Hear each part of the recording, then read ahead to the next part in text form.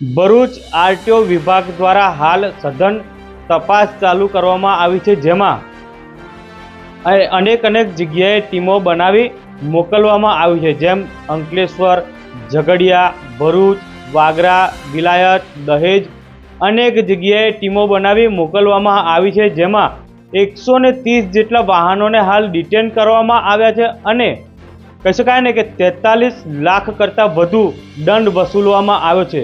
જે કહી શકાય ને કે રોડ ટેક્સ વસૂલવામાં આવે છે। દર્શક મિત્રો, અનેક જગ્યાએ હાલ પોલીસની લાલ આંખ જોવા મળી રહી છે, અનેક જગ્યાએ ટ્રાફિક ડ્રાઈવ ચાલુ કરવામાં આવી છે, ત્યારે ભરૂચ આરટીઓ પણ તેમાંથી બાકાત નથી। ત્યારે ભરૂચ આરટીઓ વિભાગ દ્વારા અનેક ટીમો બનાવી અનેક જગ્યાએ મોકલવામાં આવી હતી, ત્યારે ભરૂચ આરટીઓ વિભાગના કર્મચારીઓ દ્વારા રોડ પર જતા વાહનોને રોકી ડાઉટ જણાતા તેઓને તપાસ કરી જરૂર જણાતા તેઓને દંડની જોગવાઈ કરવામાં આવી હતી। ત્યારે કહી શકાય ને કે 143 જેટલા વાહનોને ડિટેન કરવામાં આવ્યા છે, જેમાં 43 લાખ રૂપિયાનો રોડ ટેક્સ વસૂલાત કરવામાં આવી છે। દર્શક મિત્રો, દહેજ, ભરૂચ અનેક જગ્યાએ આ ઔદ્યોગિક વસાહતમાં અનેક વાહનો એવા ચાલી રહ્યા છે કે જેઓ